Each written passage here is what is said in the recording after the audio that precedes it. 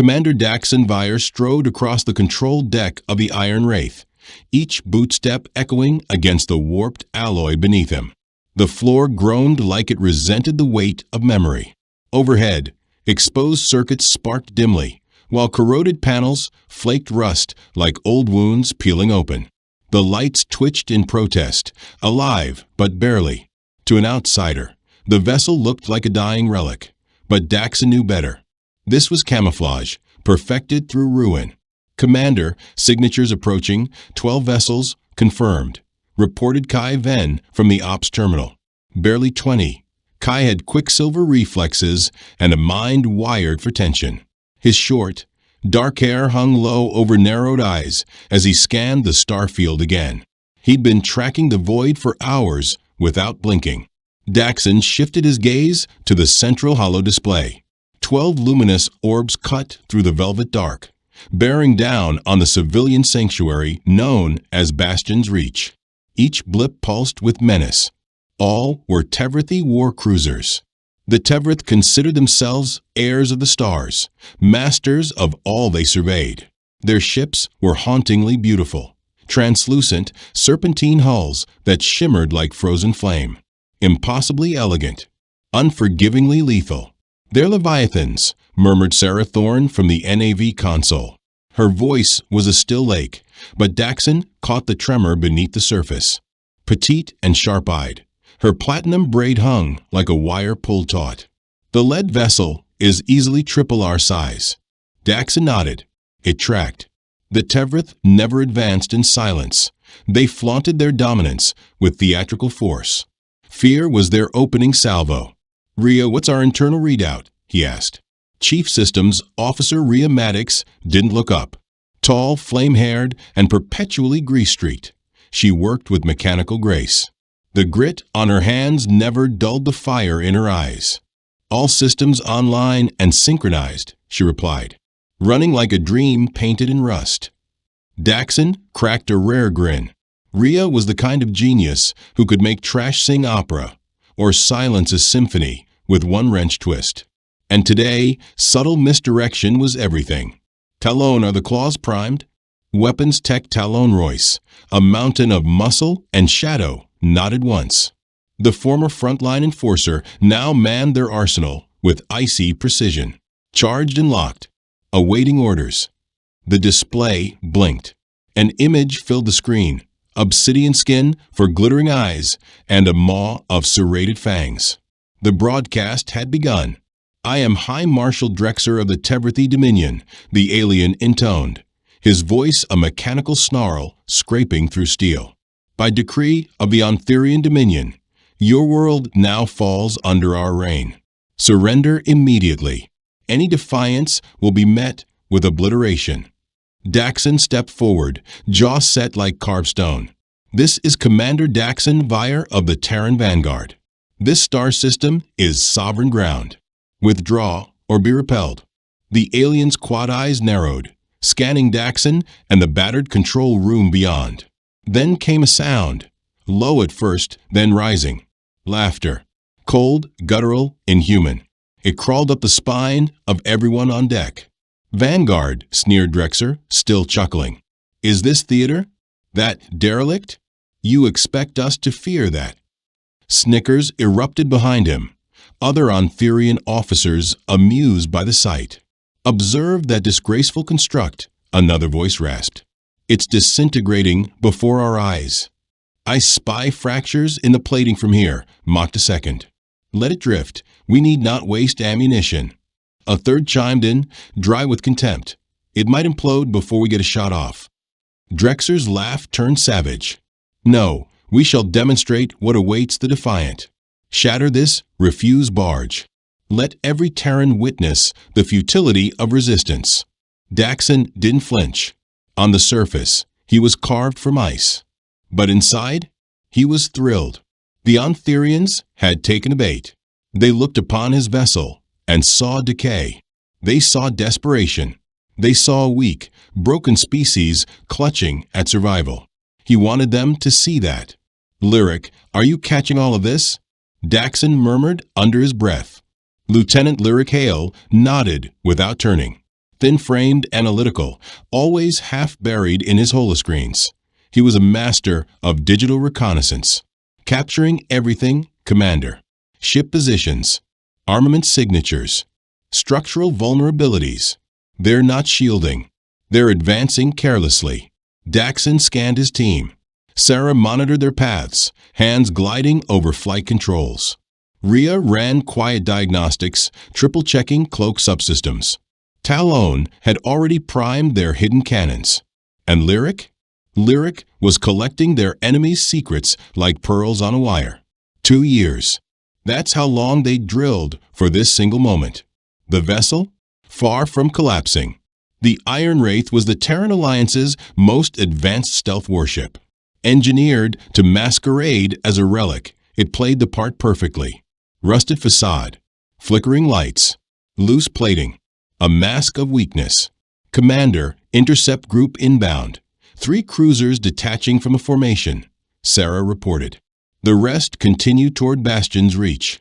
Daxon's lips curved slightly. Right on schedule.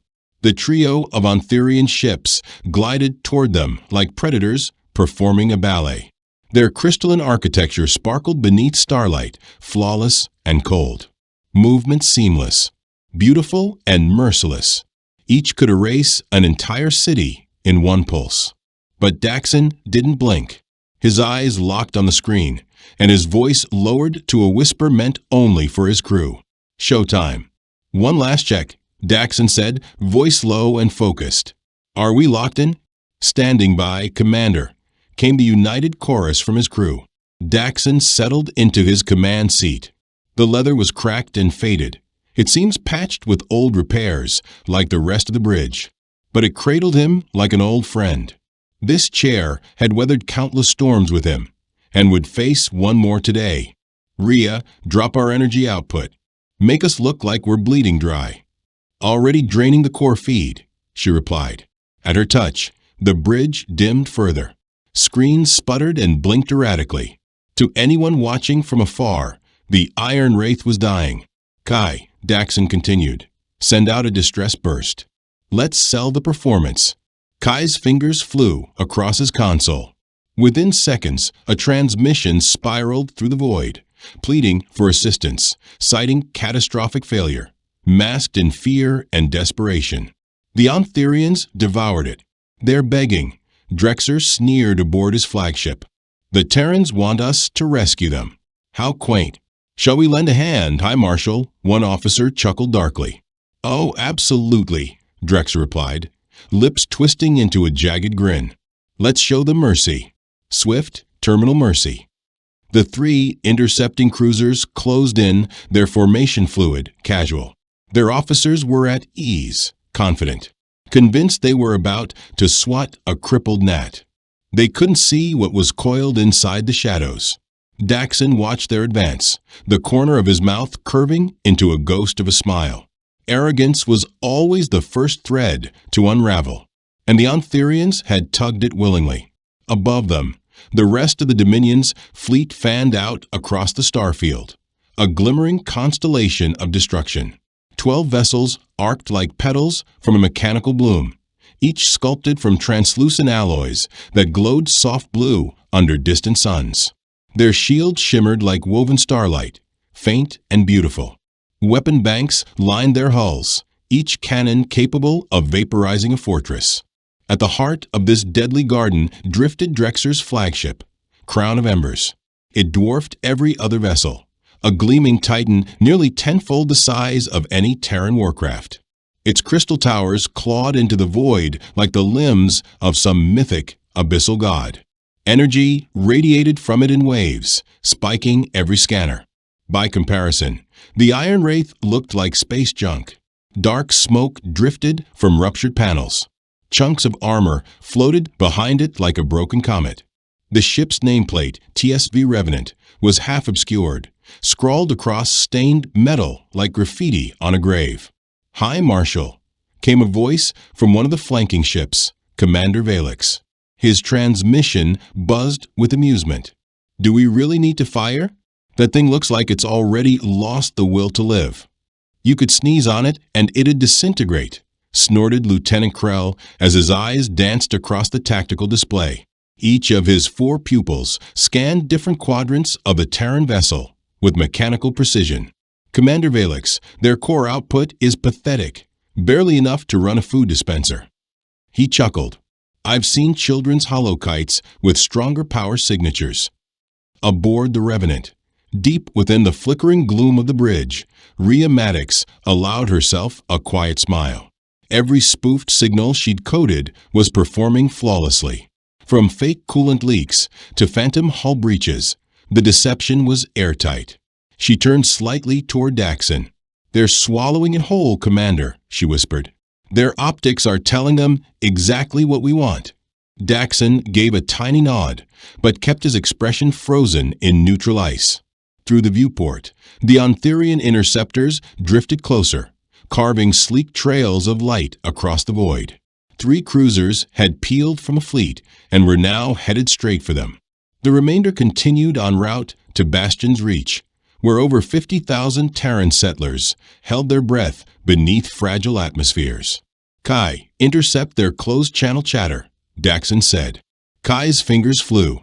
Ontherians still believed their encryption was unbreakable, but Terran decryption tech had advanced in secret and fast. They're laughing, sir, Kai reported, voice low. One just joked about using us for gunnery drills. Another suggested salvaging the Revenant as an artifact, proof primitive creatures once reached orbit. Sarah glanced at her console. Commander, main assault fleet reaches Bastion's orbital grid in 4 hours. Interceptors will enter strike distance in 20. Daxon scanned the faces around him. Every crew member played their role to perfection. From the outside, they looked panicked, grasping at controls, muttering frustrations, sighing in despair.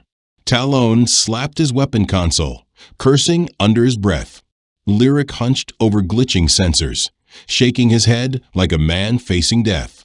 But Daxon saw it, the flicker behind their eyes. Excitement. They'd trained for this. Every drill, every scenario, every midnight repair session when systems failed by design. Everything led to now. How long until we can punch full burn? Daxon asked, voice barely above the hum of the dying lights. Half a minute, Rhea answered. Every system's prepped, just waiting on the signal. One switch, and this haunted wreck becomes the apex predator of this sector. Daxon didn't reply. He didn't need to. He just watched as the hunters came closer, unaware they were marching straight into a ghost's jaws. The Ontherian cruisers loomed larger now. Through the viewport, Daxon could make out the intricate etchings carved into their hulls. Ornate, perfect, merciless. Each ship a masterpiece of destruction. Cannons sculpted into the curves like predator claws. Their engines bled trails of azure flame across the void. Commander Vire, came Drexer's voice again, hissing through the comms. Satisfy my curiosity. Why send this embarrassment to confront us? Is your species truly this careless with its own survival? Daxon rose from his seat deliberately, slow and weary, as if each step cost him strength. Hi, Marshal, he said, his voice grave. This is our finest ship. Terran engineering pales beside yours. We know we cannot defeat you, but we had to stand, for our people's sake. That drew howls of laughter across the Ontherian fleet. The finest. Drexer spat. This floating scrapyard is your crown jewel? I almost pity you. A subordinate voice joined in. Why not leave them drifting, sir? Mercy might be more insulting. No, Drexer growled. This will become legend. A symbol. When we tear this relic apart, every Terran world will see resistance as suicide. We crush not just their ship, but their hope. On the Revenant's bridge, Lyric Hale was parsing tactical feeds. What he saw nearly broke his composure. Commander, he said evenly, they're not charging weapons. Minimal shield output. They've completely underestimated us. It's laughable. Daxon's eyes gleamed. Internally, he felt the chill of satisfaction settle into place. The Ontherians were walking into the exact scenario Terran tacticians had engineered. Their arrogance wasn't just expected, It was needed. "Sarah," he said quietly, "alter our vector. Make it seem like a retreat, but guide us right into the strike window." Sarah's hands moved fluidly, redirecting the Revenant into a sloppy, uncoordinated arc, one that appeared to be a desperate retreat. To the Ontherians, it would look pitiful. Too slow. Too panicked. "They're running," laughed Commander Valix. "Look at that pathetic drift. My dead uncle could maneuver better, and he's still buried on Orlon Prime." The three Ontherian ships fanned into a classic kill pattern, forming a wide net to flank and trap. They weren't rushing it. They wanted to enjoy the dismantling, like predators playing with wounded prey. Kai broke in, headset crackling. Interceptions coming in. They're debating how best to end us. One wants to use auxiliary cannons, just to drag it out. Another suggested ramming us straight through the hull, for fun. Daxon clenched his jaw, but kept his tone composed. "Let them argue." "In moments," Daxon whispered, "they'll stop laughing." The Ontherian cruisers were now so close. Their surface details shimmered clearly. Serrated gun ports lined their radiant hulls like predator teeth. Dozens of them per ship. Any one could flatten a city. Combined, they could glass a world. Daxon wasn't blinking. His eyes met Rhea's. He gave a single nod. She responded in kind, her fingers resting lightly atop a crimson switch labeled Core Surge. "Talon," Daxon said. "Final check." Talon Royce's fingers slid across his panel with silent precision. The weapon system he'd been struggling with was actually state-of-the-art, Terran ingenuity at its peak. "Locked and ready, Commander," he said. "Say the word." The lead Ontherian vessel now drifted within kilometers, its crystalline body gleaming like a frozen dagger in sunlight. Its captain likely picturing his name etched into victory monuments. Daxon leaned back into the command seat. The time for pretending was done. "Crew," he said, loud and clear, "let's remind our guests what Terrans are made of. Stations to combat readiness. This will be memorable." The enemy ship crept into strike range. Commander Valix lounged in his throne of living crystal, barely watching the Revenant flounder. His crew exchanged jokes. A few even captured images of the Terran vessel, to share later as proof of how laughable this final stand had been. "This is embarrassing," Valix muttered, smirking. "Like vaporizing a nursery." "Shall I engage the primary emitter?" asked his gunner. Valix waved him off lazily. "Use the pulse flickers. Smallest setting. Let's drag this out. They should feel how hopeless they are." On board the Revenant, Daxon monitored their slow drift toward the trap center. His pulse pounded, but his expression never wavered. Everything was unfolding precisely as designed.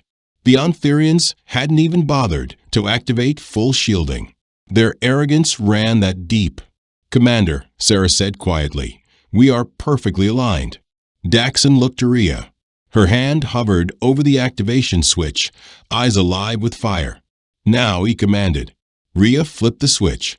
The transformation was instant.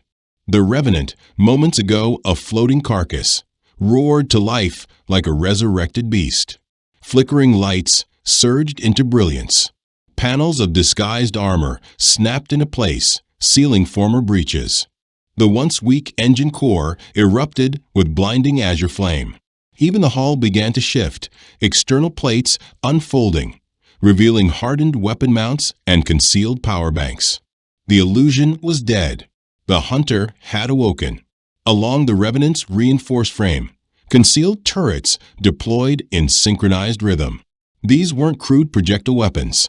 The Ontherians had expected rusty cannons and outdated lasers. Instead, they faced a lattice of precision plasma emitters, glowing with blue-white fury. Aboard Valix's cruiser, chaos erupted. Warning klaxons screamed through the bridge.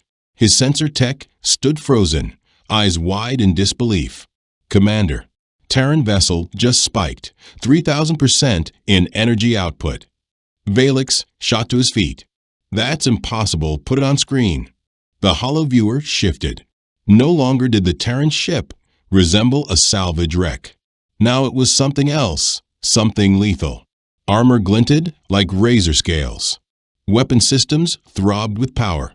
The Revenant looked like a forged god of metal and fury. Shields, full power, arm all weapons. Valix shouted, but he was already too late. Talon Royce had been waiting for this exact instant. 2 years of simulations, drills, and false drills. He pressed the trigger, main batteries firing. The Revenant's lances tore free, streaks of searing plasma flung at light speed. Not a single one missed. The first beam pierced Valix's flagship just as its shields were halfway online.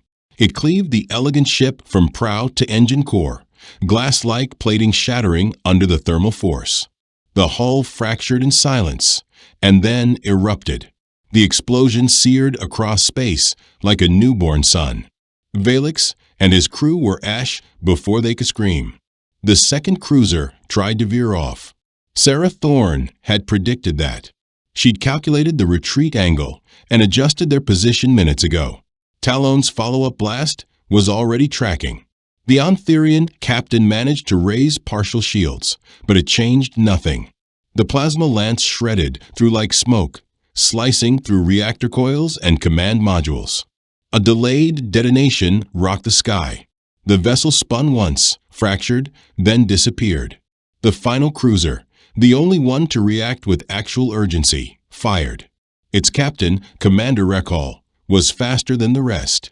He launched a blast from the main cannon, a focused bolt of energy meant to level a city. It struck the Revenant. Nothing happened. The shot vanished against the hull like a ripple on a pond. Impossible. Recall screamed. That hit should have torn them apart. But he hadn't accounted for rheumatics. Her experimental armor didn't just resist damage. It absorbed it, converted it, fed it back into the ship's internal systems. The more they were attacked, the more powerful they became. Talon fired once more. The final cruiser ruptured mid-turn. The explosion cracked open the void. 3 Ontherian warships, masterpieces of destruction, had been reduced to drifting wreckage in under 30 seconds. And the ship they had mocked? The vessel they called a joke? It now stood alone, untouched, glowing like the wrath of a species reborn. The ship they mocked had become the nightmare they never saw coming. Aboard the Crown of Embers, High Marshal Drexer stood frozen, his quad eyes locked on the screen in disbelief. Where once his 3 elite cruisers had flown, there now drifted a burning cloud of twisted debris and molten shards, lit by the dying fire of their own reactors. "Status," he barked, his voice strained. Sir, the Terran vessel, it wasn't what it seemed," stammered his lead analyst. "Sensor readouts confirm a Dread-class warcraft. Energy output far exceeds anything we've encountered." Drexer's face paled. "No, that's not possible. Humanity doesn't possess that technology." But his voice no longer carried the weight of certainty. Doubt had entered his bones. On the Revenant, Daxon Vire rose from his chair. Gone was the illusion of decay. With full power coursing through her veins, the ship now gleamed like a blade pulled from its sheath. The walls hummed with energy. Displays flickered with pinpoint clarity. This was no relic. "Open channel to the Dominion fleet," he said. "Line open," Kai confirmed. Daxon faced the holocom. His voice was steady, calm. But his gaze? It could cut titanium. "High Marshal Drexer," he said coldly, "you once referred to my ship as Refuse." On board the Crown, Drexer watched, and for the first time in his long, ruthless career, he felt it. Fear. The Terran on his screen did not look broken or desperate. He looked like the storm. "You spoke of making an example," Daxon continued. "I couldn't agree more. Lyric," he said without turning. "Broadcast this to every outpost, colony, and vessel in our sector. Let them all see." "Already streaming across all frequencies, Commander," Lyric replied. Sarah checked her display. "Commander, the rest of the Ontherian fleet is adjusting heading. 9 warships. Approaching fast." Daxon's lips curved, but the smile was not warm. It was the smile of a hunter who had drawn his prey into striking distance. "Excellent," he said. "Let them come." Talon report. Talon reviewed his weapons grid. Everything glowed green. Every system hot. Ready for full engagement. "We can burn them all." Daxon returned to his chair, settling in like a king to his throne. Around him, the crew moved with practiced precision. This was no longer a drill. This was the reckoning. The Ontherians had committed a fatal error. They thought humans were primitive, weak, unworthy. They saw the Revenant and laughed. Now they would burn. "All stations," Daxon announced across the internal comms. "Prepare for major engagement. Today we make it known, Earth's legacy will not be dismissed. Today we carve our name into the stars." The remaining Ontherian fleet closed in, shields ablaze, weapons armed, vengeance in their wake. The hardest part was done. The trap had been sprung. And now came the fire. Now came the real show. The remaining 9 Ontherian warships glided across the stars in precise synchrony. Their crystalline armor gleamed with sharpened menace. Around each vessel shimmered layers of protective light, barriers powered by energy reactors tuned to maximum output. This time, they were done underestimating. Every cannon was locked, every shield fully charged, every crew braced for war. High Marshal Drexer stood rigid on the bridge of the Crown of Embers. His 4 eyes narrowed, locked onto the Terran vessel that had just erased 3 of his elite destroyers. His flagship dwarfed the others, a behemoth of spires and weaponry, designed to eradicate cities from orbit. "Combat Array Sigma 7, he barked. "Encircle the Terran ship. No escape. Fire on my command, all of you." The fleet bloomed outward like a deadly star, each ship taking a spoke of the wheel, forming a perfect cage around the Revenant. A simple strategy, overwhelm from every angle. One ship couldn't survive a full ring assault. But Daxon Vire wasn't caught off guard. He watched their elegant trap unfold and smiled. "Sarah," he said softly, "bring us into their center." She blinked. "Commander? That'll put us in the eye of their firepower." "Exactly," he said. "Take us in. Trust me." The Revenant accelerated, gliding straight into the jaws of the formation. To the Ontherian fleet, it looked like panic, like a desperate human trying to flee in the wrong direction. "Pathetic," snorted Commander Novex from one of the cruisers. "They're running straight into our kill zone." Drexer's confidence surged again. "All ships, prepare to unleash. When I give the word, burn them to atoms. Nothing survives that much fire." Aboard the Revenant, Rhea Maddox made her final system adjustments. "Commander, all defense protocols green.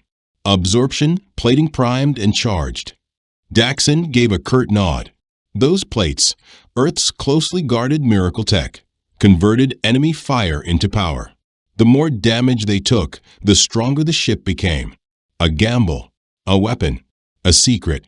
"Lyric," Daxon said, "you tracking their firing solutions?" Lyric's screens glowed as he parsed targeting data from all 9 ships. "Yes, Commander. I've infiltrated their aim logs. When you signal, I can redirect their firing solutions, make them cross-fire into each other." Another surprise the Ontherians didn't see coming. Years of silent warfare had sharpened Terran coding into something lethal. Their enemies thought they were aiming at a single ship, but they were really aiming at each other. Human codebreakers had spent decades reverse engineering Ontherian tech. Years of shadow warfare, of silent prep. Now it was paying off. The Ontherians thought their fire control systems were secure. They were wrong. Lyric controlled them like he was playing an instrument. "Talon," Daxon asked, eyes gleaming. "You ready?" Talon Royce's hands hovered above his console, every weapon locked. The Revenant carried enough firepower to shame ships 10 times its size. "Just say the word, Commander." Above and around them, the enemy fleet encircled their position like vultures over prey. The Revenant sat perfectly in their crosshairs, vulnerable, or so it seemed. Now Drexer barked. All units, fire. 9 warships launched everything they had. Searing lances of energy cut across the void like divine wrath. The stars disappeared behind a storm of light. So much energy, it could have pulverized a moon. But Daxon's crew didn't flinch. Lyric moved like a maestro, rerouting their targeting arrays mid-burst. Half the blasts twisted off course and slammed into Ontherian hulls. The result was chaos. One warship took fire from 3 of its allies. Its shields collapsed in seconds, its reactor overloading into a fireball. 2 more were struck directly. Their protective bubbles popped like soap, and then came the detonation, steel, crystal, and bone vanishing into vacuum. The lances that did hit the Revenant, they were welcomed. Rhea's armor plating absorbed the blasts like sunlight on solar wings. The ship pulsed with power, growing stronger as it fed off the enemy's own fury. High Marshal Drexer screamed, "They're hitting our own ships." "What's happening?" His tactical chief was pale. Something is interfering with our guidance networks. They're hijacking the system." Aboard the Revenant, Daxon stood calmly. His crew moved like dancers through fire, each in sync, each playing their part. "Talon," he said, "start with the wounded." Talon fired. The plasma lances struck the fractured enemy ships first. Their once beautiful hulls shattered like frozen glass, detonating in brilliant silence. No distress signals. No escape. "Sarah," Daxon called. "Bring us about. Point us at the flagship." The maneuver was impossible for any normal warship. But the Revenant wasn't normal. It twisted through the stars like a blade, repositioning with impossible grace, dodging enemy fire like a duelist in a ballroom. The remaining 6 Ontherian vessels tried to regroup, but Daxon wasn't letting up. "Lyric, blind them. Hit their comms." Lyric unleashed a digital plague, viruses crafted in underground labs, designed to rot through Ontherian fleetnet. Suddenly, they were deaf to each other. Commanders shouted into dead channels. No one responded. They were isolated. Leaders stranded in their own silence. "Status?" Daxon asked. Kai nodded. "Transmitting live. Every outpost, every Terran fleet, every colony, they're watching." Daxon's lips curled into a grin. This wasn't just a battle. It was history unfolding live. This wasn't just war. It was a proclamation, burned into the stars. Humanity would no longer kneel. Anyone who dared cross Earth's path would meet the same fate as the broken fleet now drifting across the black. Talon fired again. Another Ontherian cruiser ruptured into flames, its crystal spine curling like a dying animal. The flash of its demise lit the faces of the Revenant's crew. Victory was in reach. But Daxonvire knew the hardest blow hadn't yet been struck. The crown of embers still remained. The flagship. The monster. High Marshal Drexer wasn't finished. "Sarah?" Daxon asked. She didn't turn away from her display. "Their command ship is arming its primary cannon. Energy levels are peaking." He stared at the beast on his screen. It was a stunning creation, elegant, symmetrical, and soulless. A killer wrapped in glass and light. Its beauty wouldn't save it. "Stations," Daxon called. "Prepare for the final phase. Let's show them the price of laughing at us." The crown of embers floated through the battlefield like a ghost emperor, silent, alone, encircled by the ashes of its once invincible fleet. 8 Ontherian vessels were gone. 3 limp escorts lingered behind, afraid to advance. Their courage had melted away with their allies. On its bridge, Drexer stood frozen. His eyes, 4 of them, surveyed the wreckage. This fleet had crushed empires, reduced civilizations to rubble. And now it was stardust. All because of one Terran ship. "All systems are failing across the network," muttered his comms officer. A young soldier, trembling, spoke up. "Should we retreat, sir?" Drexer's fists clenched so hard his gloves tore. He was the butcher of Karsith, the breaker of Nera Prime. He could not, would not be remembered as the commander who fled from a single human warship. No, he growled. Power up the Annihilator. The planet crackers, sir? If I can't outfight them, Drexer hissed, I'll take them with me. Back aboard the Revenant, Daxon watched the death machine wake. Its core flared, pulling energy from every conduit. Its hull pulsed with violence. If that thing fired, it wouldn't just destroy a ship, it would crack a world open. Rhea, he said, his voice low. She nodded, her readings flooding with impossible numbers. If they hit us, even with full shields, we're gone. He had counted on this. Cornered predators struck hardest. Sarah. Time. Just under 2 minutes, Commander. He looked at every face on his bridge. They had danced through fire. But this was the coin toss of fate. Talon, Daxon asked, do we have juice for the ether lance? The crew went quiet. The lance, humanity's deepest shadow project. Never tested in battle. Never fired under pressure. Talon's fingers ran the diagnostics. We'll need more power to push it past threshold. Daxon smiled. The Ontherians were about to give them exactly that. Rhea, he said, prepare to drain every jewel of their fury. Every surge they throw, catch it, bend it, feed it to the lance. She smirked. Let them scream. We'll drink their wrath.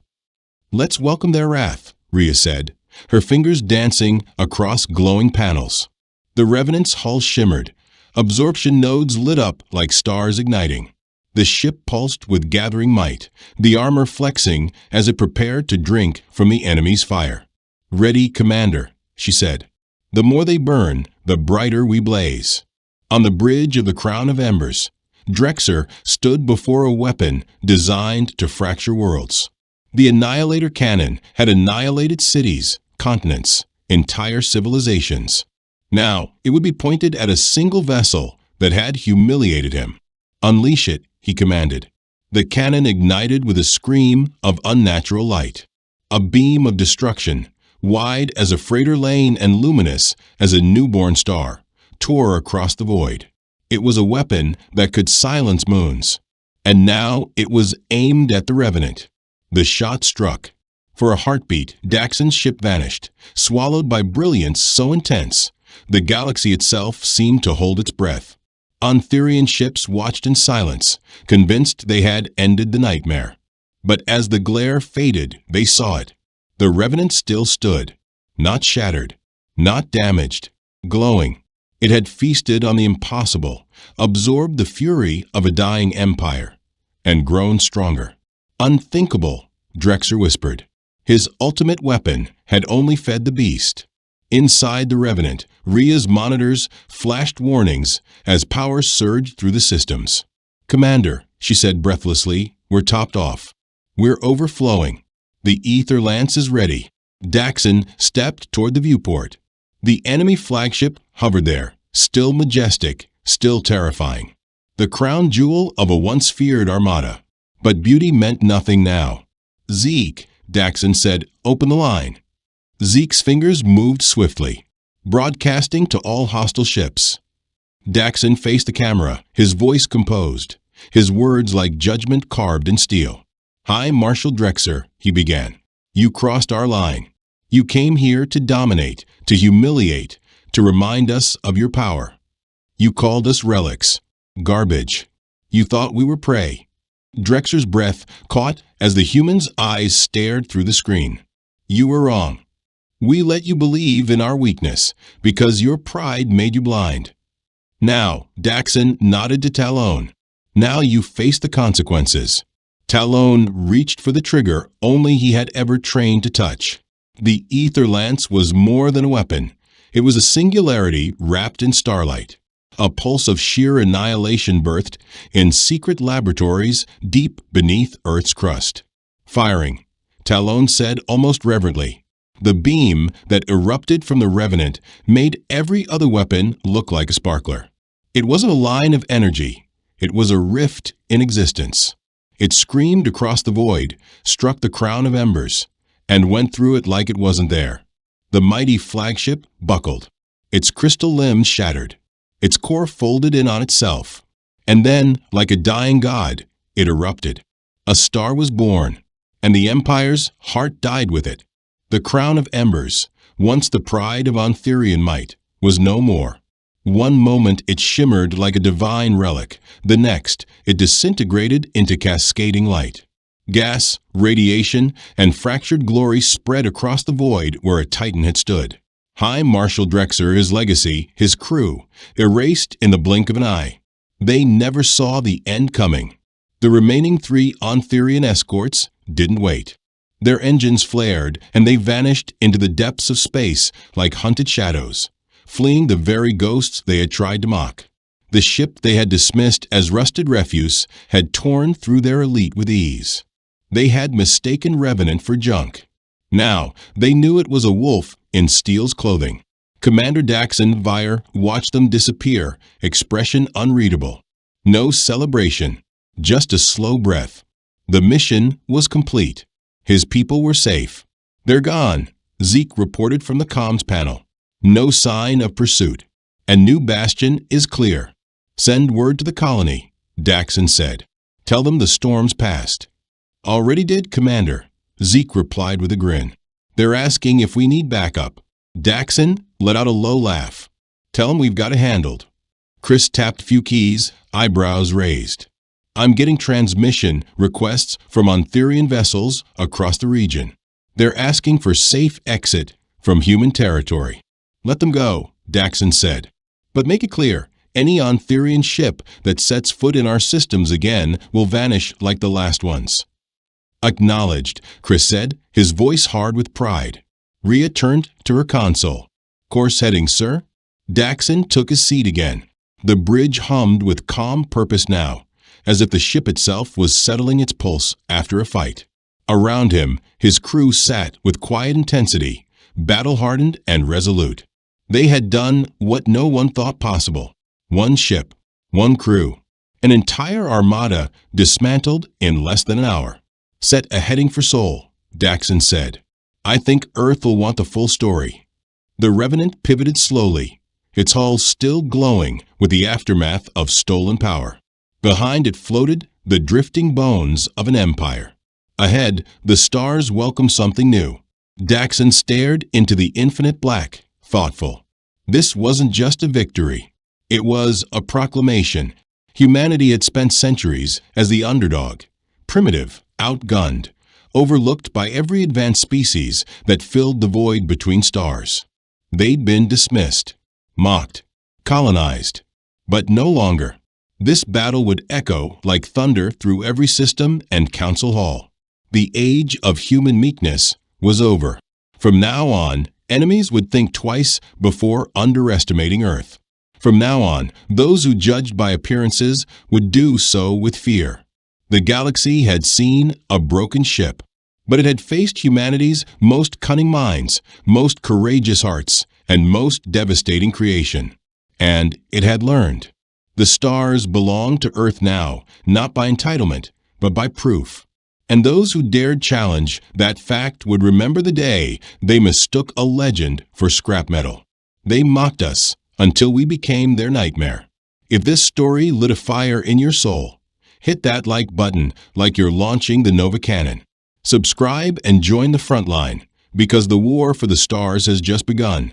And tell me in the comments, if you were in command of the Revenant, what would your next move be? What if the stars above us hold secrets older than Earth itself? What if the ancestors we thought we knew were never really from here at all? When the sky turned dark with ships that swallowed starlight, humanity discovered the terrible truth. They were not alone. They never had been.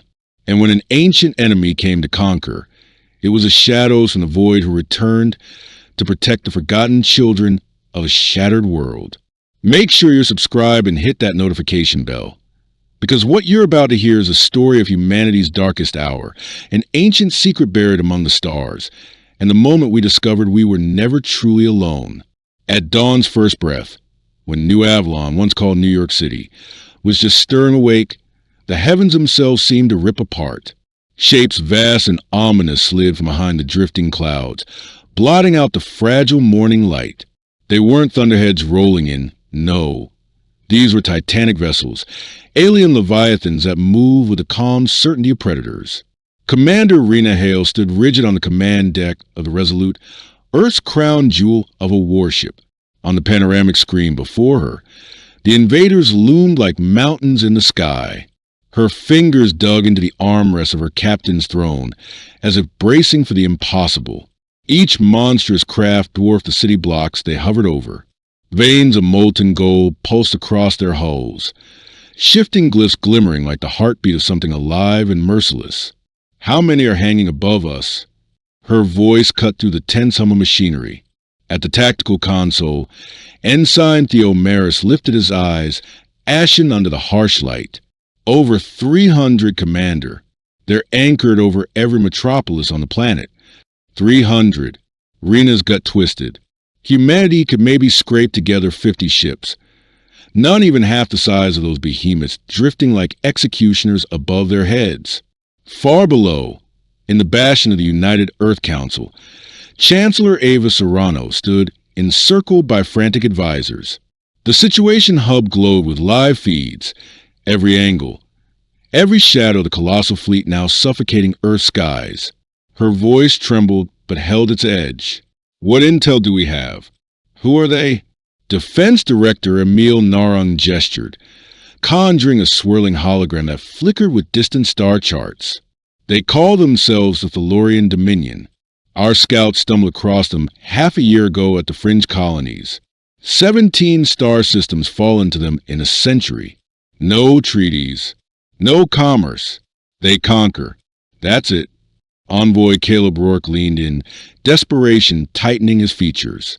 There must be some crack in that armor. A sliver of diplomacy? Emil's expression hardened.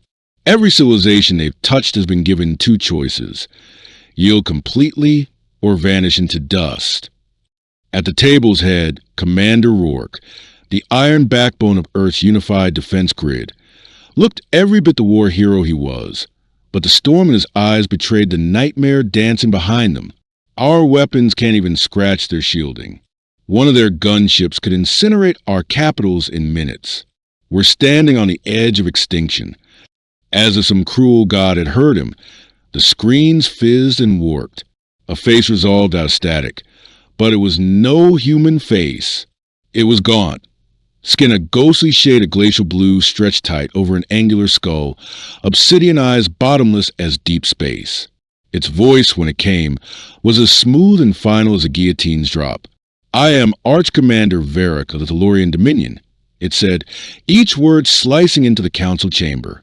"Your species has 72 hours to bow before our banner. Lay down your arms. Dissolve all defense. Embrace imperial law. Refuse and your world shall be sterilized. Every living thing turned to ash."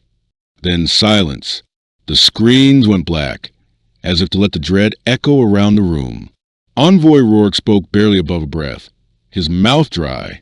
"Sterilized, he means they'll erase us, every last one." Chancellor Serrano felt the weight of billions settle on her shoulders, an invisible cloak woven from fear and impossible choices. She turned to the battle-hardened commander, her voice a question and a plea. "What are our cards, Rourke?" His eyes scanned the data streams racing across his wrist slate. Already, DeLorean target beacons dance across Earth's orbital sentinels. Weapons platforms surrounded like prey in the jaws of wolves. "We can stand our ground," Commander Rourke said at last, voice low as though speaking the words made them real. "But we'd be crushed, utterly. And if we bow—" Chancellor Serrano asked, eyes flicking to Director Narang, who pulled up pages of grim dossiers projected in cold blue light. "Every world that's bent the knee before the Thalorians has ended the same," he explained. "They mine the land dry, install governors from their own ranks. Humanity would be reduced to a labor caste under Dominion rule. Anyone who resists vanishes." High above, the Resolute's audio link hissed to life. Commander Rena Hale's steady voice cut through the tension. "Madam Chancellor, live feeds are pouring in from every corner of the globe. They're putting on a show." One by one, the Council's main display screen stitched together a view that curdled the room's blood. A single Tellurian warship turned its prow to Luna, where the Selene research colony, 50 scientists' families, shimmered under the moon's pale glow. A beam lanced out. In a heartbeat, the station disintegrated. Dust, glowing debris spiraled in the void like fireflies. "One moment a home," Commander Rourke murmured. "The next, nothing but ashes on solar winds." "They want us to know exactly how resistance ends," General Rourke said. The words leaden. Deep in Earth's orbital labs, Dr. Mara Sato, their finest xenoengineer, scanned the sensor logs of the moon strike. She rubbed weary eyes, disbelief etched in every line of her face. "This output's beyond anything we've dreamed of. A single Tellurian dreadnought could vaporize an entire metropolis." Back in the command bunker, her partner, Dr. Elias Grant, punched up more scans. "Their barrier tech folds energy back on itself. Our missiles, our nukes, they just feed the beast. We're carrying slingshots to a star battle. In hidden bunkers and airfields across continents, soldiers clutched rifles they knew wouldn't matter. Squadrons of pilots stare at sleek fighters that might as well be paper birds. Tank crews loaded shells that would bounce off alien hulls like pebbles on a giant's hide. Rena Hale roamed the resolute steel corridors, pausing to meet her crew's haunted gazes. Many were barely old enough to have seen true war. They searched her eyes for answers she didn't have. "Commander?" Ensign Theo Maris, the youngest of the lot, freckles still faint on his cheeks, stepped forward, voice cracking. Will we really fight them?" Rena hesitated, seeing her own dread mirrored in his wide eyes. "If it comes to that, yes, we won't kneel without a fight." The words tasted like ash. In a quiet corner of her mind, doubt whispered, was defiance worth the price? Was extinction nobler than survival in chains? But the countdown would not stop. 72 hours bled to 60, then 50, then 40. All across the world, people held their breath beneath those unmoving monoliths that hung overhead like 1,000 swords poised to drop. No messages came. No ultimatums changed. Only silence and the creeping, suffocating dread that humanity's last sunrise might be days away. Yet, as the second day dawned, with despair so thick it clung to the skin, something flickered at the edge of the impossible. A spark that hinted the endgame wasn't yet written. At the farthest fringes of the solar expanse, deep-range observatories picked up strange echoes first. Shapes slicing through the void at speeds no human engine had ever dared. Unlike Earth's metallic birds gleaming in sunlight, these newcomers devoured the light around them. Shadows moving against the endless black. Commander Rena Hale stood frozen before the Resolute's main sensor hub, staring at the impossible readout. "Theo, are you seeing this?" Ensign Maris, eyes wide with awe, gave a shaky nod. "Yes, Commander. Multiple signatures. They're inbound from the Kuiper Edge. And they're colossal. We're talking city scale. No one on Earth's beleaguered defense grid dare breathe too loud. For the first time since the Dominion's hammer fell, humanity felt a tremor of something long buried, hope, or at least a desperate hunger for it. Were these more monsters come to join the slaughter? Or a hand reaching out from the void to lift them before they fell? The Tellurian clock still dripped its poison, surrender or extinction. But somewhere in that cold gulf between the stars, something else was moving, and its arrival might shift the scales of fate forever. The enigmatic fleet drifted closer, carving through the dark like whispers in a graveyard. Rena watched each flicker on the sensor grid, mind grasping for logic that wouldn't come. These ships didn't gleam or glitter like metal. They swallowed starlight whole, leaving only black wounds in the fabric of space.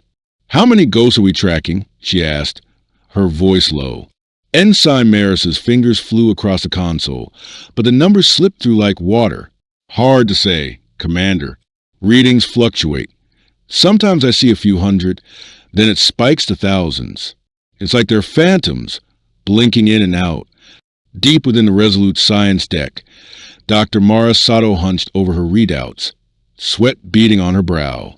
Beside her, Dr. Elias Grant tapped equations into his tablet. both their minds racing to crack the impossible. "It shouldn't be real," Mara whispered, eyes darting over gravitational maps.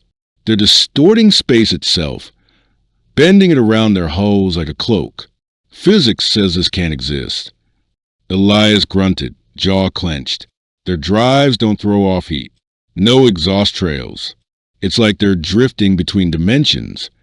Far above them all, aboard a Thalorian command dreadnought, Arch Commander Varric faced a storm of data that refused to be tamed. His frost-pale skin looked even more bloodless under the shifting holograms, and for the first time, the abyss in his eyes betrayed an unfamiliar glint. Doubt. "Status," he rasped, gaze fixed on the pulsing grid. His weapons chief, Zorik, a junior officer whose hands trembled ever so slightly, cleared his throat. "Unknown contact still closing in, Arch Commander. Impact in 18 hours. Our scans won't penetrate their hulls.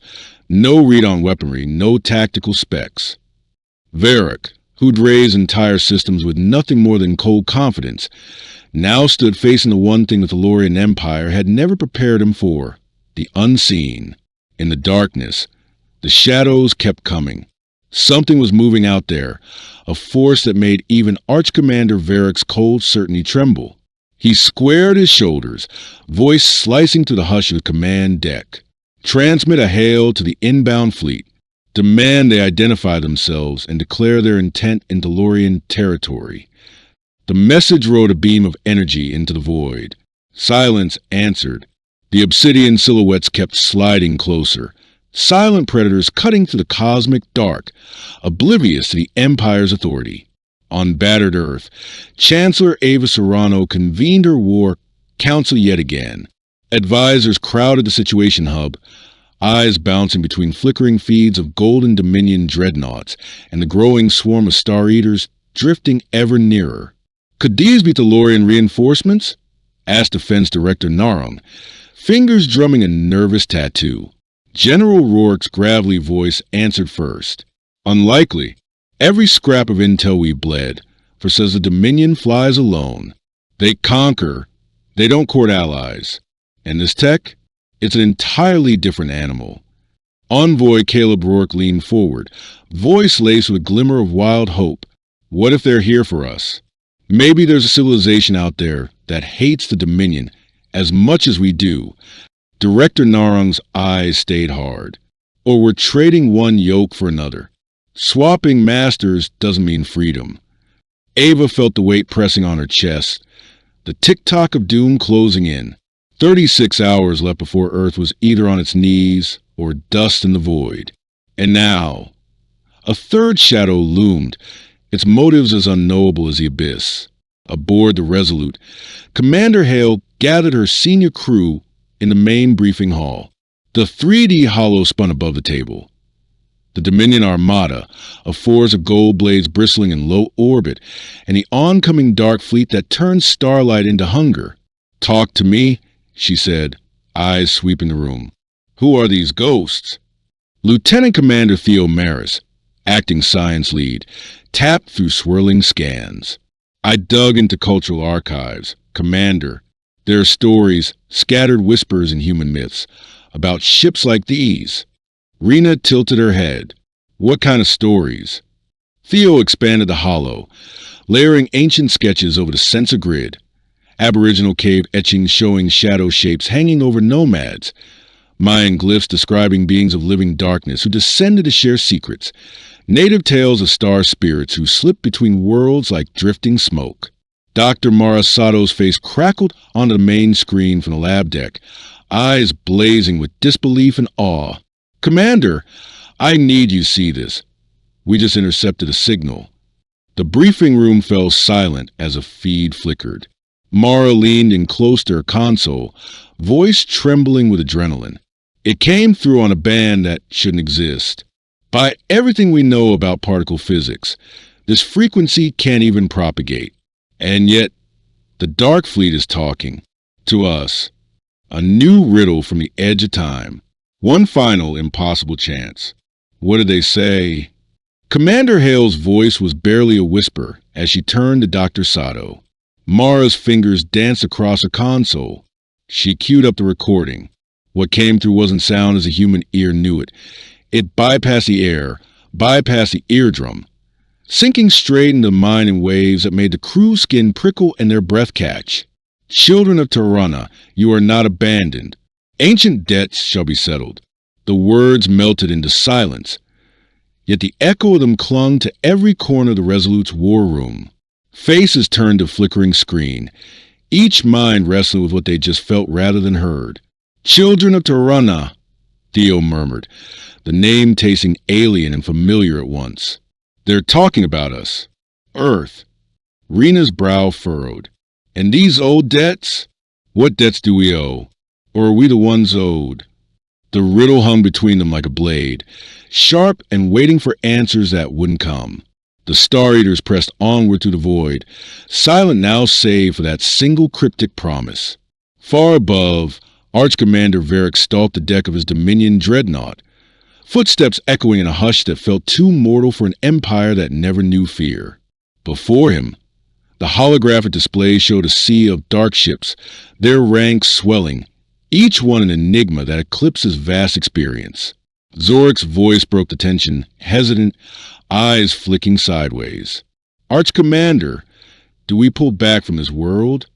Varric rounded on him with a snarl that only half hid his dread. The Dominion does not retreat.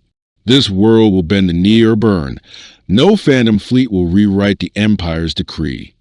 But deep in the cold pit of his mind, Varric tasted the first bitter bite of doubt. Conquest had rules, ancient boundaries drawn in blood and packed alike. The scribes had sworn humanity bore no protection. And yet, these shadows suggested otherwise. Below, people looked skyward with hearts torn in two. The Dominion's gold titans still glowed like blades of judgment poised to strike. But now, from the cold abyss, came a new armada, darkness drifting closer, whispering of debts and ancient kinship, calling humans the children of Tirana. Scholars and engineers labored to the long hours, unearthing relics, decoding weathered glyphs, stitching together fragments of forgotten lineage. A portrait began to form, humanity's story tangled with something far older than any empire. In the silent deep, the shadow fleet slid past Jupiter's swirling storms, skated past the cold red plains of Mars, unwavering. They were coming home, or so they claimed, just as the Dominion's clock neared its final toll. On the Resolute's bridge, Rena Hale stood before the great viewport, eyes locked on the twin threats. Golden executioners bristling in orbit and the void haunters drifting ever nearer. 7 billion souls lay suspended between surrender and extinction, or perhaps something far stranger. The final hours bled away. 24 now. The deadline sharpened like a blade. Humanity's end, or deliverance by shadows that called them kin. Whatever storm was coming, it would break before the sun rose again. The galaxy would never look the same after this. That much was certain. In a lab littered with empty mugs and flickering screens, Dr. Mara Sato hadn't closed her eyes in a day and a half. Equations swam before her bloodshot gaze, the alien quantum patterns twisting her understanding of reality. The Dark Fleet's energy signature bent physics like it was paper. But piece by piece, the puzzle began to yield. Elias, come here. You need to see this. Her voice was raw as she called over Commander Grant, who shuffled past a maze of tangled cables, exhaustion etched deep into his face. She pulled up a dusty file from the far end of Earth's buried archives. 3 years back, our survey teams found these crystals deep in a cave network on the Tibetan Plateau. Back then, the readings made no sense. We blamed the instruments. Box it all up. On her main screen, the old crystal scans merged with the fleet's current data stream. They matched perfectly. These stones, they're not of this planet, Mara whispered. The elements don't even exist in our solar system, but they've been here hidden for thousands of years. Half a world away, in the basement stacks of an ancient observatory in the Atacama, Lieutenant Theo Mara stumbled onto his own ghost. buried in boxes no one opened for decades. He brushed aside dust to find fragile photos of ancient cave murals, the kind that should have told stories of hunts and gods. Instead, they all spoke of the sky. Each image revealed the same impossible vision: tall, shadowy beings beside primitive people, arms forever lifted to the stars. Africa, Australia, Europe, the Americas separated by oceans and eons, yet identical. Theo patched through instantly. "Commander Hale, you need to see this." These murals, they're separated by continents and millennia, but they all show the same scene. These beings, they're pointing the way home, to the stars. Aboard the Resolute, Rena stared at the broadcast on the main screen. In every weathered painting, the dark shape stood silent, a bridge between dirt and the heavens. "How old are these?" she asked quietly. "Some date back 50,000 years, Theo said. "And the constellations they're pointing at? That's exactly where the Phantom Fleet is coming from." Back in her lab, Mara's voice broke through the calms, steady despite the storm raging in her mind. "They're not random wanderers. They've always been part of our story. Watching, guiding, waiting." In the Situation Hub, Chancellor Serrano listened as military minds and scholars alike painted the same impossible truth. Humanity's ancestors had not looked up alone. "So you're telling me," she said slowly, words weighed down by the sheer scale of it, "these star ghosts have been standing vigil for us for millennia?" General Rourke gave the faintest nod, eyes dark with the weight of revelation. "Madam Chancellor, it looks that way." "That's how it looks, Madam Chancellor," General Rourke said, his voice grave as a funeral bell. "The murals, the crystals buried for millennia, the half-forgotten myths. Every trail led to the same impossible truth. Humanity had walked alongside these shadow beings before." Envoy Caleb Rourke leaned forward, brow furrowed. "But why now? Why wait until the Dominion stands at our throat to come out of hiding?" The reply came from a place few would have expected, deep beneath marble vaults in Rome. Father Miguel Santos sat hunched over parchment older than some civilizations. When the first whispers of the Dark Fleet reached him, something in the yellowed manuscript clicked into place. Within an hour, his call flashed into the Situation Hub. Ancient texts, some so old they predate the church itself, speak of sentinels from the void. Father Santos said, his face ghostly in the feed. They vowed to stand watch over the children of the stars, to return when the devourers came. "Children of the stars," Chancellor Serrano echoed. The same words from that mind-bending transmission. The same echo in every legend. The priest nodded solemnly. "According to the scrolls, we were never born of this earth. We came fleeing ruin, carrying only fragments of who we were. The sentinels gave us shelter and swore we would never face extinction alone." Far above Earth, the Dominion's flagship felt more like a tomb than a throne. Arch-Commander Varric loomed over the pit where tactical feeds flickered. His intelligence chief, Zorik, stood rigid, sweat beading along his ridged brow. "Speak," Varric snapped. Zorik cleared his throat. "Buried in the Imperial archives, a scout fleet's report from 3 centuries past. They encountered vessels just like these. They were warned away from certain systems." Varric's eyes narrowed. "And they ignored the warning. They were never heard from again."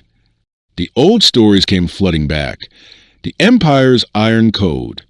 Protected worlds, watched over by powers older than the Dominion's own conquests. "The scribes swore this world was unclaimed," Zorik whispered.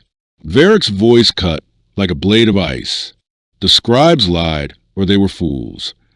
Back on the Resolute, an urgent hail snapped Commander Hale from her thoughts. Ensign Maris patched it through. Dr. Sarah Kim, the director of the Deep Space Station, appeared, her eyes wild with awe. "Commander, the Dark Fleet, they're moving. They're not descending on Earth anymore. They're shifting into position around the solar boundary." Rena leaned closer. "What kind of position?" Sarah overlaid a star map onto the feed. "They're matching it to ancient constellation charts. The same constellations that appear in those caves you found all over the world.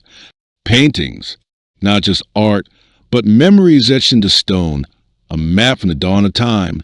In that single moment, it hit everyone at once. The Dark Fleet wasn't drifting aimlessly. They were following a blueprint older than any empire, aligning themselves exactly where ancient human eyes had once looked up in wonder. In her cluttered lab, Dr. Mara Sato stared at the quantum readouts until her vision blurred. Layer by layer, the strange crystal data fused with the fleet's impossible energy waves. And then it clicked, a truth so big it left her breathless. "They're not just guardians," she whispered to Elias, voice cracking. "They're family." Her fingers trembled as she patched through command. "Chancellor Serrano, I need you now. I know who they are." Minutes later, Mara's face filled a secure channel that connected the world's leaders in the final hours of the Valdorian noose. Her words trembled, but they cut through centuries of half-buried myth. The quantum patterns reveal a genetic link. They're not protecting us out of some ancient debt alone. They're protecting us because we're their blood. Humanity didn't spring up on this world. We were seeded here by them when our true home was lost. The silence that followed was heavy as stone. Mara's voice softened, yet it thundered like an avalanche. When the Dominion expanded eons ago, they burned our cradle world to cinders. The ones who survived were rescued by these watchers and hidden here. Our memories blurred to help us start over, but they never left us to drift alone. General Rourke cleared his throat, trying to wrap his mind around the impossible. So when they called us the children of Tirana, it wasn't poetic. It was literal. And the old debts? Serrano asked, her eyes cold fire. "They're here to collect, to make the Empire answer for wiping out our first world," Mara said. "We're not prey. We're kin." The Valdorian clock bled away, 12 hours, then less. Yet everything had shifted. Earth was no longer just a rock caught between giants. It was an heirloom, claimed by a bloodline that had returned for vengeance. High above, the Watchers' fleet settled into their final pattern. Ships like black sentinels anchoring the same star shapes their ancestors had burned into cave walls. The era of shadows was over. The truth was awake. Admiral Varric watched his screens, each new reading scraping at his composure. He wasn't staring down helpless primitives anymore. He was about to ignite a war with one of the oldest powers in the stars. The last seconds ticked down. Noon struck like a funeral bell. Varric stood alone on his dreadnought's bridge, eyes locked on the blue jewel below. No surrender signal came from Earth. The quiet stretched on, waiting for the hammer to fall. But this time, the hammer would swing both ways. By imperial decree, Arch-Commander Varric had no choice. To hesitate was treason. His gaze hardened as he turned to his weapons chief. Lock targets on their orbital defense grid. Commenced the cleansing. Golden lances of annihilation stabbed down from the Dominion's gleaming armada. Earth's guardian satellites flared like struck matches, one by one winking out in blooms of white fire. The space stations that once stood sentinel above the world crumbled into glittering dust. It was terror made visible, a promise of what awaited if humanity dared defy the Empire's will. On the Resolute's bridge, Commander Hale gripped the railing, helpless as the outer line fell. "All hands! Brace for combat," she ordered, the lie bitter on her tongue. They all knew the truth. Every fighter and cruiser in Earth's battered fleet couldn't even scratch the enemy's golden hide. But before pilots could even power their drives, the impossible happened. The Watchers moved.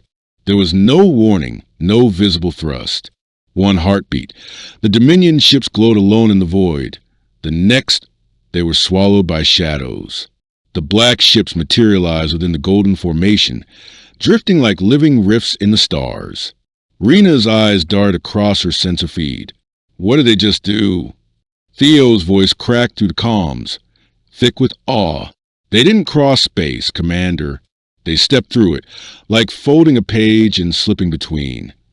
Aboard the Dominion dreadnought Judicator, Varric's claws dug into his command rail. All batteries, "Open fire," he roared. The void exploded in pulses of plasma, deadly beams cutting across the dark phantoms. Yet the bolts drifted through them like light through mist. No shields flaring, no holes breached. Impossible! Zorik rasped at his console. Our weapons strike true, yet there is nothing to strike. They're here and not here, like echoes in another dimension. Varric felt the first edge of true fear. The Watchers drifted untouchable, but their counterblow was all too real. One phantom ship, no larger than human destroyer, glided toward the Dominion flagship Conqueror. It fired no barrage, just a single concentrated beam of blackness.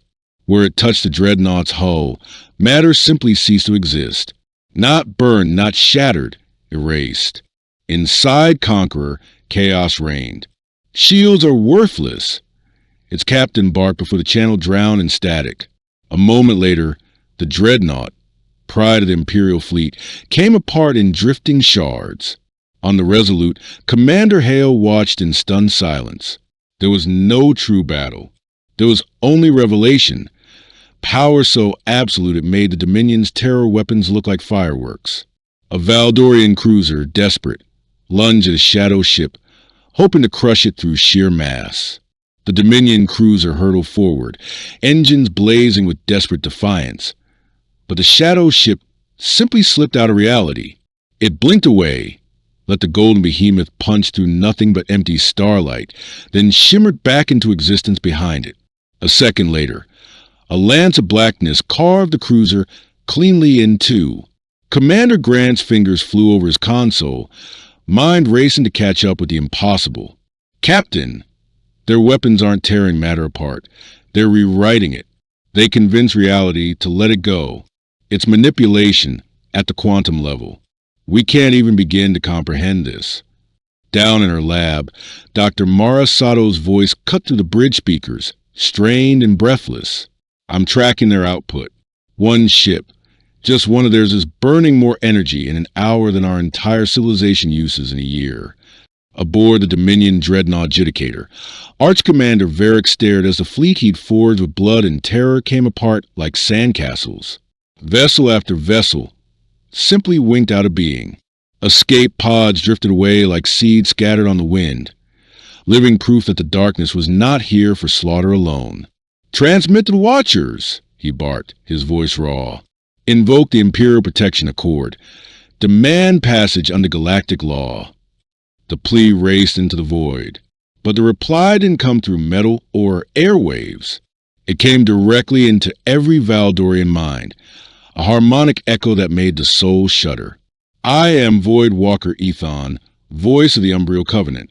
There was no anger in the words, only finality, the weight of a promise being fulfilled. "There is no statute that shields those who butcher the children of the stars. Your empire razed their cradle world and scattered them to the void. Today, that debt is paid." In the Situation Hub, Chancellor Serrano watched the unfolding obliteration in stunned silence. The Dominion, conquerors of a dozen suns, undone by shapes that move like living oblivion. "Are they executing the crews?" she asked, voice tight with dread. General Rourke shook his head, watching life pod indicators blink across his tactical grid. "No, Chancellor, they're evacuating them. The ships die, not the people." It was not genocide. It was vengeance with Surgeon's hand, destroying the swords but sparing the hands that once wielded them. Above, the Dominion's greatest dreadnought drifted in a ring of shadows. Varric stood on his shattered bridge, heart pounding in a way he hadn't felt in decades. Then Ethon's voice whispered inside his mind once more. "Surrender. Your warriors will live. Your fleet will scatter on the stellar winds." Carry this tale home. The children of Terra now stand shielded by the Covenant. Admiral Varric, who'd never been his knee to any foe, felt the words tear from his throat. "I surrender. Spare my crews." It is done. What followed wasn't an explosion of light or the roar of engines, but the greatest feat yet. The Dominion fleet didn't break apart or detonate in flames. One by one, those gilded monsters simply ceased to exist where they hovered. In the next heartbeat, thousands of Valdorian crews staggered to their feet on alien soil. Their ships gone, scattered like seeds on a galactic breeze. 100 dreadnoughts, now lost among uncharted stars. 17 minutes. That's all it took to end the battle for Earth. The golden blades that had hung over humanity's cities for days were gone, not obliterated, but banished, flung into void by an ancient covenant that wielded the laws of physics like child's play. On the Resolute's bridge, Commander Hale's voice cracked. "Theo, any sign of Valdorian vessels?" Theo's fingers danced across his board. "No, Commander. Not a blip. But I'm picking up debris. Life pods scattered across half the spiral arm. But the fleet? Gone. Below deck." Dr. Marisato's face lit up every screen, eyes wide with reverence. "Rena, the raw energy needed to shift that many ships so far. There's no scale for this. They didn't just bend space. They folded it and tossed their enemies like paper scraps." Above them, the largest shadow vessel, a behemoth carved from midnight, drifted closer, slipping into orbit like a living eclipse. As it settled over Earth, a ripple of that impossible frequency crackled across every command deck. Then, the voice, deep as a void and steady as a heartbeat. "This is Voidwalker Ethon. We seek audience with the leaders of the children of Turana." In the Situation Hub, Chancellor Serrano pressed her palms flat on the console, heart pounding. "This is Chancellor Serrano, permission granted. We have much to discuss." And just like that, the age of isolation was over.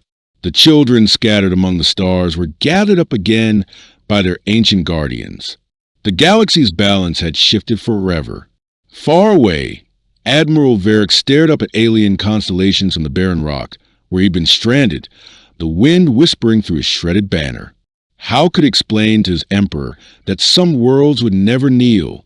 Above Earth, the dark juggernaut slid silently through the atmosphere, its hull drinking in sunlight like a starved shadow. It descended toward the Pacific, touching the water's skin without stirring so much as a ripple. On the Resolute, Commander Hale leaned forward as the impossible unfolded. Beside her, Theo exhaled, voice trembling. Theo's voice, hushed with awe, broke the silence. "Commander, they're asking permission for their envoy to board Resolute. They want to meet face to face." Rena Hale's pulse thundered in her ears. After all the horror and wonder, now she'd stand before the beings who'd pulled humanity back from the brink. She drew a steadying breath. Tell them we'd be honored. Moments later, the impossible arrived. No shuttle, no airlock cycling, just a sphere of liquid shadow blooming in the main hangar. From that swirling void stepped a figure that drew a collective gasp from every soul who saw it. Voidwalker Ethon stood nearly 8 feet tall, its shape fluid and regal, a living silhouette filled with drifting pinpricks of light. Where flesh should have been was instead a tapestry of the night sky, a glimpse of distant suns shining through a cloak of living darkness. When Ethon spoke, it didn't vibrate air. The voice unfolded inside every mind present, warm and boundless. "Children of Turana." The words resonated. Long have we waited to stand with you once more. Commander Hale stepped forward, words trembling on her tongue. "We owe you everything. You saved our world from extinction. We saved our own." Ethon's voice was gentle, ancient. "Your people are kin, the last seeds of the world you call Kepler 442b. When the Dominion erased that cradle, we carried your ancestors here, gifting them a second dawn." Dr. Marisato, standing at Hale's side, felt her breath catch. "You hid our past, changed our memories so we could grow on our own." Ethon's starlight pulsed in what might have been sorrow or pride. "We softened the pain. We let you build new stories in new soil. But our vow remained that we would guard you should the old destroyers return." From her secure chamber, Chancellor Serrano's voice echoed through the comm link. "What happens now? Do you mean to take us away, back to the stars?" A ripple of light drifted through Ethon's silhouette, almost a laugh. "No, Chancellor. This world is your home. But you are no longer blind to your birthright. It is time you stand as true heirs among the guardians of the spiral. What came next rewrote everything. Ethon led a handful of humans aboard the Umbral flagship, a vessel that seemed to flicker between this universe and countless unseen dimensions. Commander Grant found himself walking endless halls of liquid starlight, each passage humming with the glow of forming galaxies. Everywhere he looked, the line between science and sorcery blurred until they were the same thing. Pure wonder. Your scientists will discover wonders with us, Ethon said as they drifted deeper into the ship's living corridors. But we won't simply hand you weapons. We will teach you how to guard your own skies and the skies of others as we once guarded yours. Dr. Mara Sato found herself standing in a lab that defied every known law of matter. Machines pulsed with the power of caged singularities, forging alloys that couldn't exist under Earth's old physics. She ran her fingers along a crystalline console that hummed with a familiar resonance. "The crystals we uncovered in the Tibetan caves," she whispered, recognition dawning. "They came from here." "They were our seeds," Ethon confirmed. "Placed so when you were ready to see. You'd know we never truly left." Back on Earth, celebrations filled the cities for nights on end. The Dominion fleet was gone, its remnants scattered like chaff on the cosmic wind. Humanity was safe, but more than that, they'd learned the staggering truth. They'd never really been alone in the dark. General Rourke stood alongside Umbral tacticians, mapping the spiral arm with new eyes. They didn't trade blueprints for doomsday weapons, but shields that could cloak entire worlds, and sensors that could pierce the void for threats long before they arrived. "This isn't just Earth's defense anymore," Rourke told his officers. "From today, we stand for every world too small to stand for itself." Commander Hale found herself captain of a ship unlike any hull to ever sail the black, human engineering braided with Umbral craft. A vessel that could slip through dimensions like a shadow, leap between suns without engines, and conjure barriers vast enough to shelter whole fleets. In the vessel's star-speckled command chamber, Ethon's words lingered in her thoughts. "The galaxy is vast. So many young voices cry out, as yours once did. Together, we will answer." Barely 3 months after Battle for Earth, humanity received its first call, a distant world named Sanctuary, its peaceful cities under siege by Dominion warbands refusing to bow to defeat. Hale's hybrid fleet emerged from hyperspace. Human ships gliding ahead, sleek and proud in the pale blues and whites of Earth, flanked by Covenant phantoms that seemed to drink the light from Sanctuary's sun. The raiders opened fire, certain this was just another easy slaughter. Their plasma beams cut across the void, only to dissolve harmlessly through the Umbral shadows and break like ocean waves against the new human shields. "This is Commander Rena Hale of the Earth Defense Corps." Her voice rang across the void, carried on every channel. "Sanctuary stands under our protection. Leave now, or face what comes next." Below, the colonists huddled in bunkers and tunnels, staring up as their defenders hovered like sentinels in the dawn. The Dominion raider captain, recognizing the obsidian silhouettes drifting among the human ships, made a choice that saved his crew. Pride bent to survival. The warband fled into hyperspace, vanishing like ghosts at sunrise. When the echoes of battle faded, the settlers emerged into the light, weeping with relief as they thanked the guardians they'd never dreamed would come. On her bridge, Hale gazed out at the starfield. Not so long ago, they'd been a single world, hidden and frightened. Now they were something more, protectors of the fragile, heirs to a mission older than any flag. Dr. Mara Sato oversaw the birth of the first human Umbral research enclave on the moon, a place where minds from both species unraveled the riddles of matter and mind, weaving new miracles not just for Earth, but for any world that dreamed of peace. Ambassador Cole Ramirez took his seat in a council chamber that spanned stars, a place he'd once doubted could exist.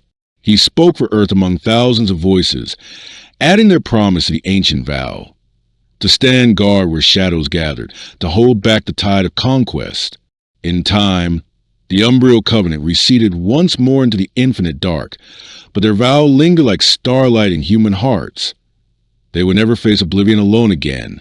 They were family, woven into a vast tapestry of guardians who would answer the cries of any world in need. Seasons passed. The children of Turana embraced their role. Earth's cities gleamed like beacons for desperate refugees, a reminder that no species was too small to stand tall, that kindness could shield more strongly than any fleet. Even the Dominion bent to the truth. Humbled by defeat, they sent emissaries. And one day, Admiral Katar himself stood in Earth's Great Hall, bowing his head as he signed the accord that would forbid his empire from ever threatening the children of the stars again. Far beyond any map, ancient eyes watched with quiet pride. The circle had closed. The lost seeds of a broken world had become the keepers of countless living ones. Humanity would never stand alone in the dark again. If this story left you wondering what else might be waiting for us in the dark, don't forget to like, share, and subscribe. Drop your theories in the comments. Would you trust ancient guardians watching from the void? Until next time, keep looking up. The stars may be closer than you think.